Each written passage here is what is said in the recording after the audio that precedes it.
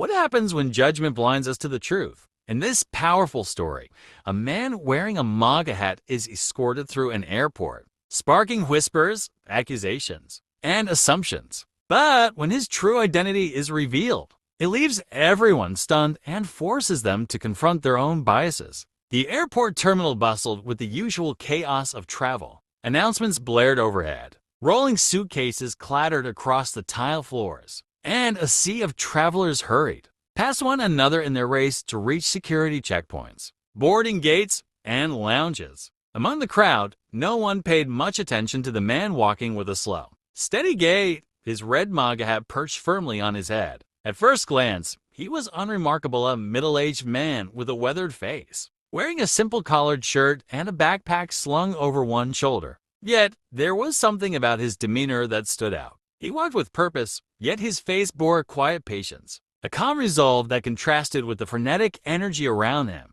The man reached into his pocket and retrieved a boarding pass, glancing at it briefly before heading toward the gate.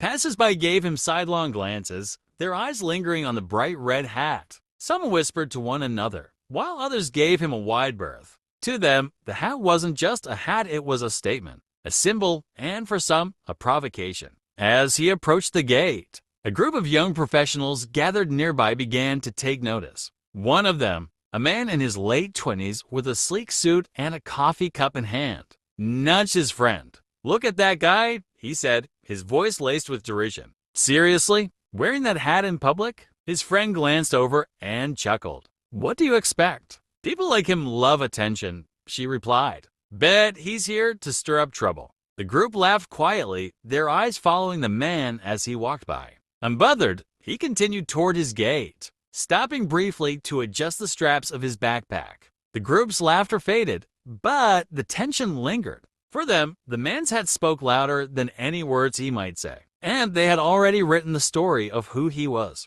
Nearby, a mother with 2 young children watched the man pass, her expression wary. She pulled her children closer, whispering something inaudible to her husband, who nodded. The man in the hat, unaware of their stares, reached for a nearby bench and sat down, pulling out his phone. It wasn't long before the man caught the attention of airport security. 2 officers, dressed in crisp uniforms with badges gleaming under the terminal lights, approached him. One was tall and broad-shouldered, his posture exuding authority. The other was younger, his face set in a serious expression that barely concealed his nerves. "Excuse me, sir," the taller officer said, his tone polite but firm. "Could we have a word with you?" The man looked up from his phone, his expression calm. "Of course," he said, standing up slowly. His movements were deliberate, unhurried. As though he had nothing to hide, passengers nearby began to take notice. Heads turned, and whispers spread like wildfire.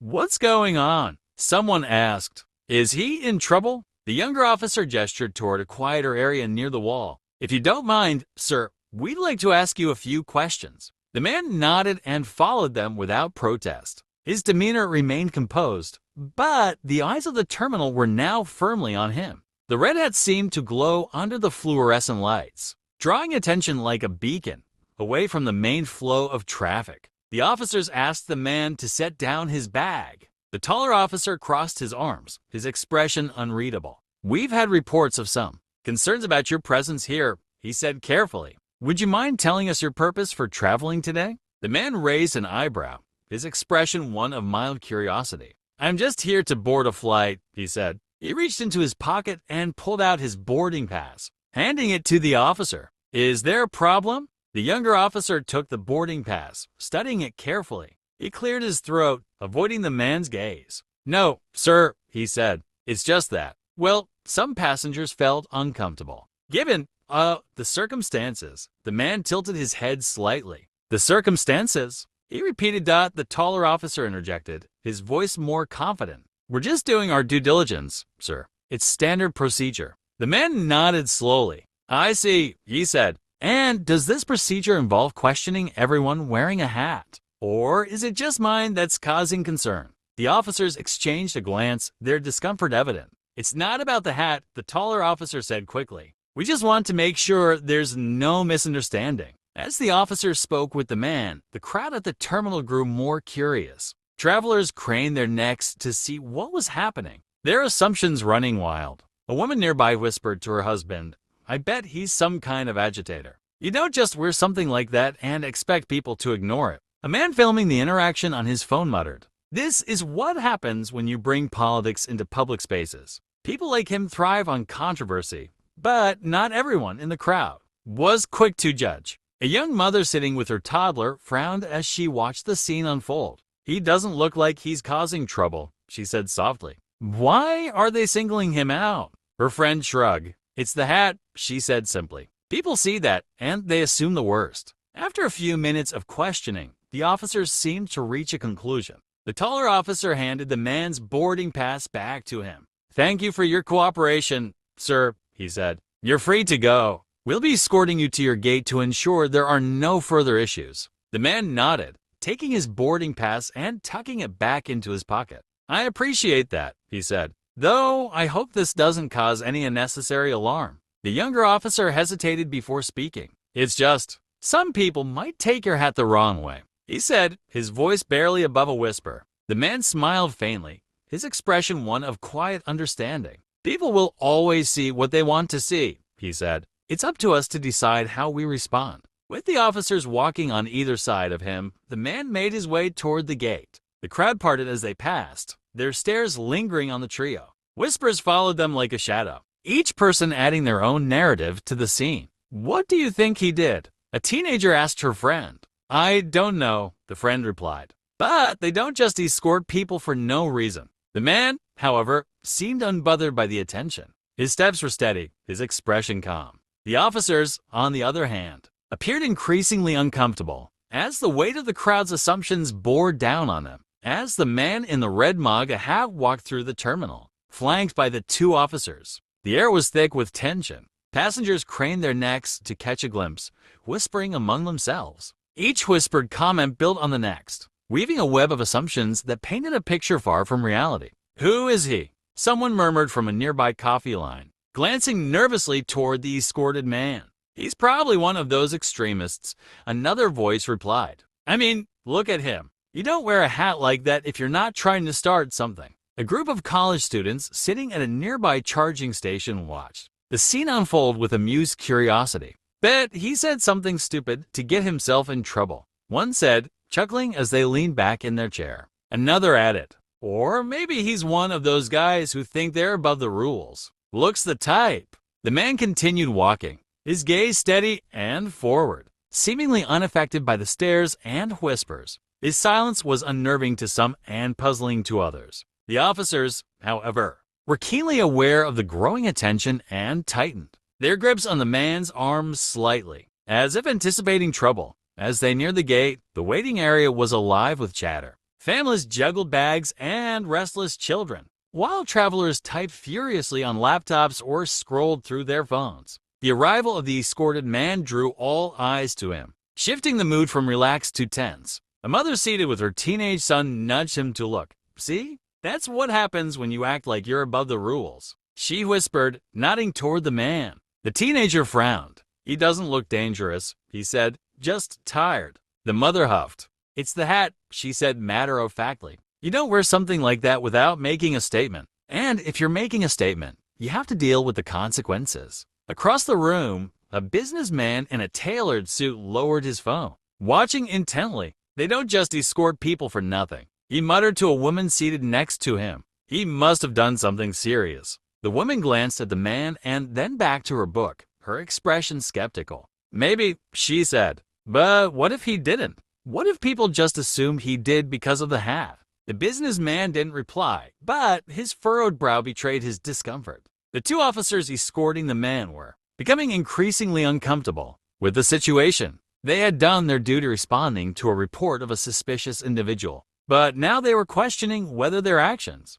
had been justified. The taller officer, Officer Martin, glanced at his younger colleague, Officer Ramirez. "You feel like we're in the middle of a show?" Martin asked quietly, his voice tinged with unease. Ramirez nodded, keeping his eyes forward. "Yeah," he admitted. "It feels rough." He hasn't resisted, hasn't said anything out of line. Just walking like he doesn't have a care in the world. Martin frowned. "It's the hat," he muttered. That's what this is really about. Everyone's looking at the hat, not the man. Ramirez sighed, I know. But protocol is protocol, right? Martin didn't answer, but his jaw tightened. The murmurs from the crowd followed them like a shadow, growing louder with every step. As they reached the gate, a woman in her early 40s stepped forward from the waiting area, blocking their path. Her eyes burned with indignation as she pointed at the man. This is unacceptable, she exclaimed, her voice rising above the din of the terminal. How can you let someone like him walk through here like he owns the place? The officers exchanged uneasy glances, but remained silent, letting her speak. I've seen people like him before. The woman continued, her words sharp and accusatory. They wear that hat to provoke people, to cause chaos. And now you're just escorting him like he's some kind of VIP? What message does that send? The man in the red hat stopped walking, turning slowly to face her. His expression was calm, his voice steady. Ma'am, he said politely, I'm not here to provoke anyone. I'm just trying to catch my flight. The woman scoffed. Don't play innocent, she said, her voice dripping with disdain. That says everything I need to know about you. The crowd around them grew still, their attention fixed on the confrontation. Some nodded in agreement with the woman, while others shifted uncomfortably, unsure of where to stand. The man remained calm, his composure unshaken. He glanced briefly at the officers, who seemed torn between diffusing the situation and letting it play out. I'm sorry if my hat offends you, the man said softly, his tone genuine. But I'm not here to make a statement. I'm here for work, like many of the people in this terminal. His words were simple, but they carried a weight that silenced the woman. She opened her mouth to respond, but found herself unable to form a reply. The man's quiet dignity seemed to strip her accusations of their power. The silence that followed was deafening. The crowd, now fully invested in the scene, waited to see what would happen next. As the man and the officers moved past the woman and toward the boarding gate, whispers erupted once again. Did you hear what he said? A man near the window asked his traveling companion. He's here for work. What kind of job lets you walk around like that without consequences? I don't know, the companion replied. But he doesn't seem like a troublemaker. Maybe we're missing something. The woman who had confronted the man returned to her seat, her face flushed with embarrassment. A nearby traveler leaned over and whispered, maybe you jumped to conclusions. He didn't sound like someone trying to start trouble. The woman huffed but didn't respond, her expression troubled. As they reached the gate, Officer Martin couldn't shake the feeling that they had misjudged the situation. The man's calmness, his lack of resistance, and his polite demeanor all contradicted the assumptions that had been made about him. Sir, Martin said quietly as they waited for the airline representative to arrive. I want to thank you for your patience. I know this has been uncomfortable. The man smiled faintly, nodding. I understand, he said. People see what they want to see. It's not the first time, and it won't be the last. Martin hesitated, then asked, if you don't mind me asking, why the hat? You must know how people react to it. The man's smile didn't falter. It's just a hat, he said simply. But sometimes, it shows you more about the people around you than you might expect. Martin nodded, his respect for the man growing. Ramirez, standing nearby, listened silently, his own assumptions beginning to unravel.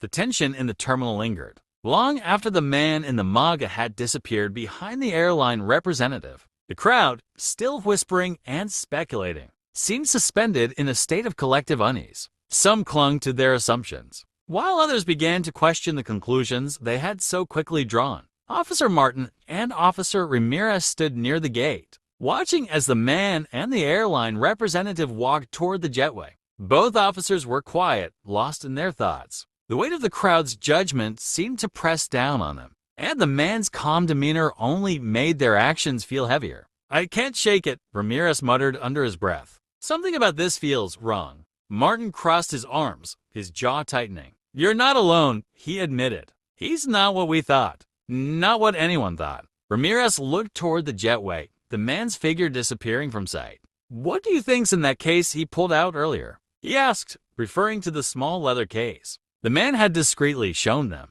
During their initial questioning, Martin shook his head. Whatever it is, he said, it's not something he wanted to flash around. But it made me think twice, and that's what's sticking with me. As the man boarded his flight, the crowd at the gate continued to simmer with speculation. The woman who had confronted him earlier, her face still flushed from embarrassment, turned to Officer Martin. "Why didn't you do anything?" she demanded, her voice sharp. "You just let him walk onto that plane like nothing happened." Martin raised an eyebrow, his tone measured. "Ma'am, we conducted our questioning. He wasn't a threat, but he's dangerous." The woman insisted, her voice rising. That alone should have been enough to. "To do what?" Martin interrupted, his voice calm but firm. "To assume the worst? To treat him like a criminal because of what he's wearing." The woman faltered, her indignation crumbling under Martin's steady gaze. Nearby, a businessman who had been eavesdropping stepped forward, his expression skeptical. "So, what's the story then?"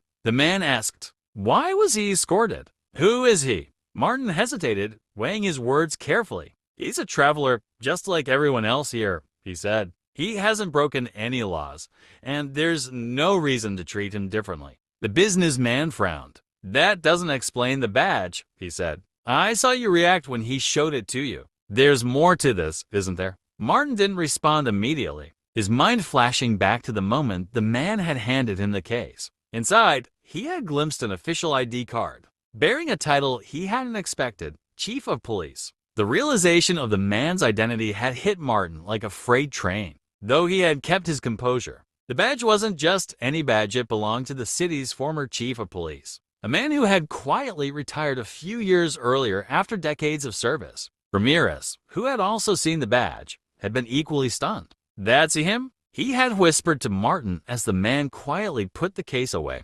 Martin had nodded, his throat dry. "That's him," he had confirmed. Now, standing in the terminal with the crowd demanding answers, Martin wrestled with what to say. He knew the man had chosen not to announce his identity, perhaps to avoid escalating the situation further. But withholding the truth felt wrong, especially as the crowd's assumptions continued to grow more toxic. Before Martin could respond to the businessman's question, the airline representative returned from the jetway. She glanced at the officers, then addressed the crowd directly. "Ladies and gentlemen," she said, her voice cutting through the noise, "thank you for your patience. I'd like to clear up any confusion regarding the gentleman who was escorted to the gate." The crowd fell silent, their attention fixed on her. The woman who had confronted the man earlier folded her arms, her expression skeptical. "The man you saw escorted by our officers," the representative continued, "is a distinguished guest traveling on official business. He is the former chief of police of this very city."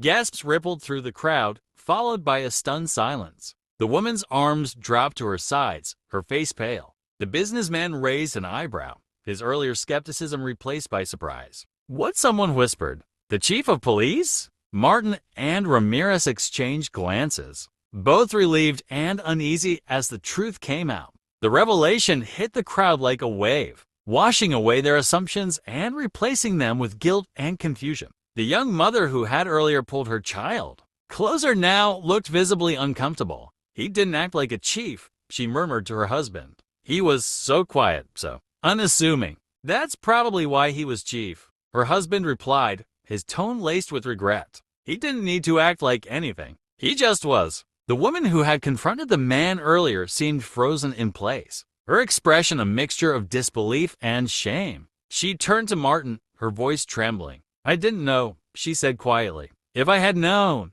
Martin shook his head. "It shouldn't have mattered," he said gently. "Who he is doesn't change how we should treat him or anyone else." As the crowd absorbed the revelation, the mood in the terminal shifted. The whispers of judgment that had filled the air earlier were replaced by quiet conversations about assumptions, prejudice, and the power of appearances. A young man who had filmed the incident on his phone shook his head, muttering to himself. "I thought I knew who he was just by looking at him," he said. "Turns out I didn't know anything." Nearby, a college student who had laughed at the man earlier turned to her friend.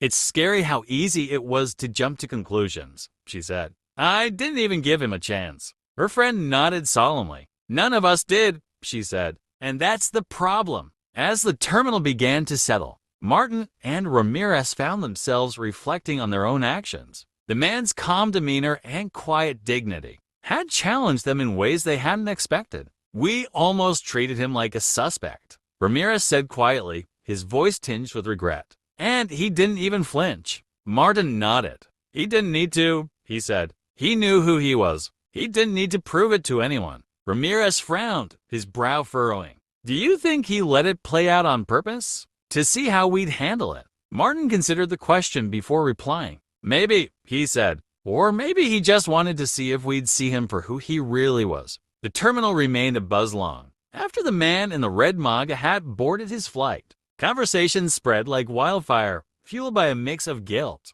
curiosity, and self-reflection. The passengers who had initially judged the man based solely on his hat now exchanged quiet words, their assumptions dismantled by the truth of his identity. The atmosphere was no longer one of tension, but one of uneasy contemplation. Officer Martin and Officer Ramirez stood near the gate, watching the crowd disperse. Both men were silent, the weight of the day's events pressing heavily on their shoulders. The earlier judgment they had felt from the crowd had shifted, now directed inward. They weren't just observing the passengers, they were reflecting on their own role in what had unfolded. Martin broke the silence first. You ever think about how easily we judge people? He asked, his voice low. Ramirez nodded, his gaze distant. Too easily, he admitted. And it's not just them, he added, motioning toward the crowd. It's us too. We were ready to believe the worst before we even asked him a question. As Martin and Ramirez continued their conversation, the woman who had confronted the man earlier approached them hesitantly. Her once fiery demeanor was gone, replaced by visible regret. I need to talk to you, she said quietly, her voice trembling. I didn't know he was the chief, if I had. Martin interrupted her gently. It doesn't matter who he is, ma'am, he said. It shouldn't take a title or a position to treat someone with respect. The woman's face fell, her guilt evident. You're right, she admitted. I was wrong. I saw the hat, and I assumed everything about him. And now, she trailed off, shaking her head. Now, I just feel ashamed. Ramirez stepped in, his tone soft but firm. It's okay to feel that way, he said. What matters is what you do next. The chief wouldn't want you to beat yourself up over this. He'd want you to learn from it. The woman nodded slowly, wiping a tear from her cheek. Thank you, she said, for reminding me. Across the terminal, others were having similar moments of reflection. The young man who had filmed the interaction approached a group of college students who had been laughing at the man earlier. He held up his phone, showing them the video. Look at him, he said, pointing to the man's calm expression on the screen. He didn't fight back, didn't argue, he just let it happen. One of the students, her face flushed with embarrassment, nodded. Yeah, she said quietly. And we just stood there, judging him like we knew his whole life. The young man lowered his phone. Maybe next time, we stop and think before jumping to conclusions, he said. Not just about hats, but about people. Another student chimed in. We owe it to ourselves and to others to be better. Meanwhile, Martin and Ramirez continued to process what had happened. For them, this was more than just another shift. It was a stark reminder of the responsibility that came with their badges. I keep thinking about what he said, Ramirez said, breaking the silence. That line about the hat showing more about us than him. Martin nodded. It's true, he said. We didn't see the man behind the hat. We saw what we wanted to see, what we were conditioned to see. And we let that guide our actions. Ramirez sighed. It's easy to say we'll do better, he said. But how do we make sure we actually do? Martin placed a hand on his younger colleague's shoulder. It starts with awareness, he said. We can't change the past, but we can learn from it. Every time we interact with someone, we have a choice to judge or to listen. As the officers continued their conversation, they were joined by a middle-aged man who had been quietly observing from the corner. He introduced himself as a former colleague of the chief, now retired, and had been at the terminal to see the chief off. You handled yourselves well today, the man said, his voice carrying a quiet authority. But I can tell this hit you harder than most. Martin nodded, his respect for the man evident. It did, he admitted. We almost let our assumptions get the better of us. The retired officer smiled faintly. You're not the first, and you won't be the last, he said. But the fact that you're reflecting on it, that's what matters. Gerald Hawthorne, he gestured toward the jetway, isn't just a chief, he's a man who believes in the power of growth. He'd want you to take this moment and use it to become better officers. Ramirez tilted his head. Gerald Hawthorne, he repeated. I've heard that name before. The retired officer nodded. You should have. He's the one who overhauled the department's entire training program back in the day. Half of what you've learned comes from his policies. As the retired officer spoke, Martin and Ramirez began to see the day's events in a new light.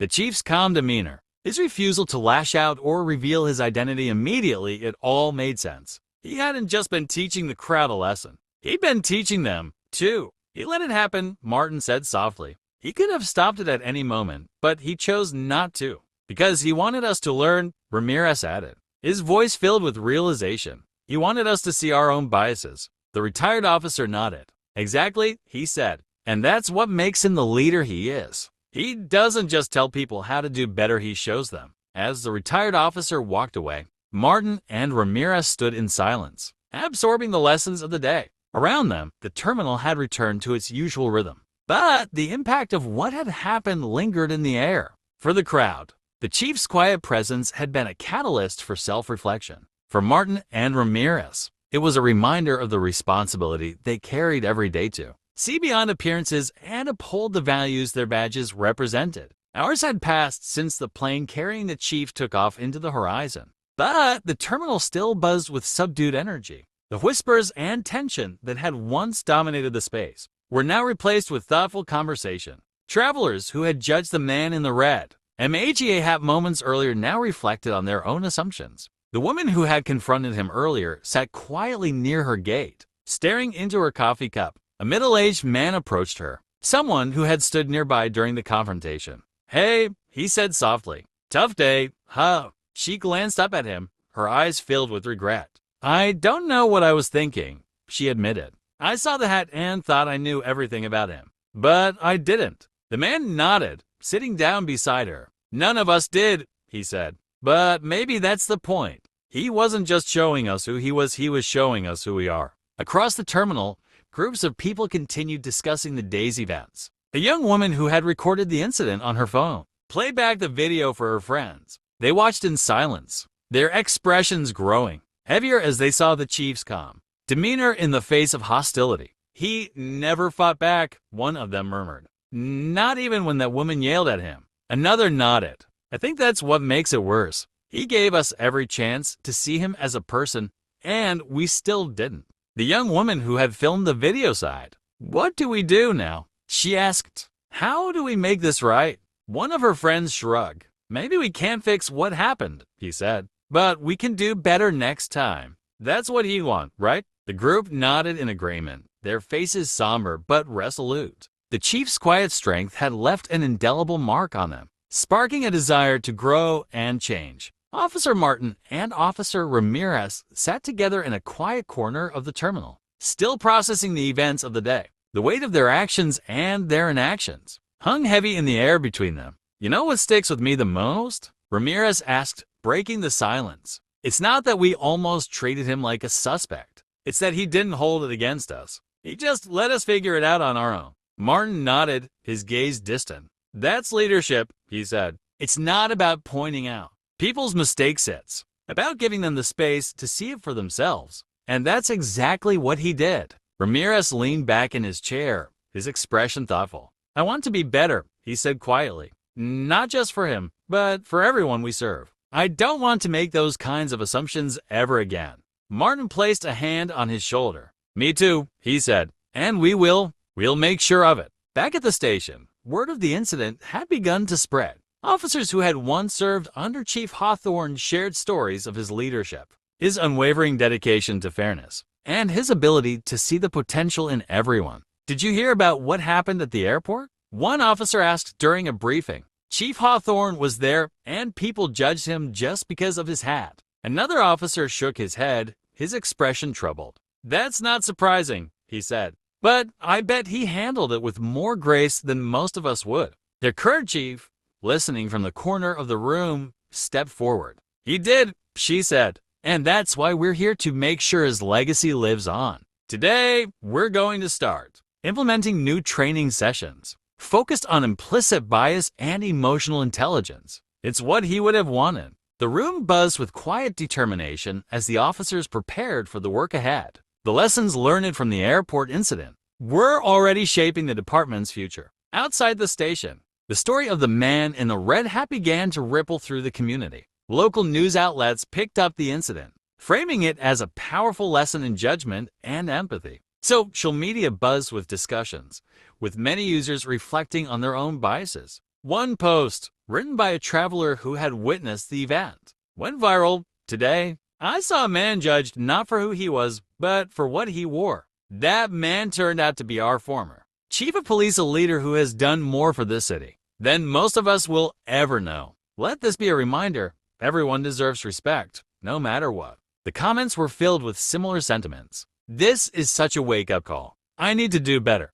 We've all been guilty of judging too quickly. Time to change that. Thank you, Chief Hawthorne, for teaching us even in retirement. For Chief Hawthorne, the flight was uneventful. He sat by the window, gazing out at the clouds as the plane soared through the sky. His thoughts drifted to the events of the day, not with bitterness, but with hope. He had seen the worst and the best in people, and he believed that growth was possible. When the plane landed, Hawthorne quietly exited the terminal, his head tucked under his arm. A few passengers who recognized him offered small smiles or respectful nods, gestures that he returned warmly. As he stepped into the cool evening air, he felt a sense of peace. The day had been challenging, but it had also been meaningful. He had planted seeds of change, and he trusted that they would grow. Back in the terminal, Martin and Ramirez made a pact. They approached their commanding officer with a request to lead a department-wide discussion about the incident and how it could guide their work moving forward.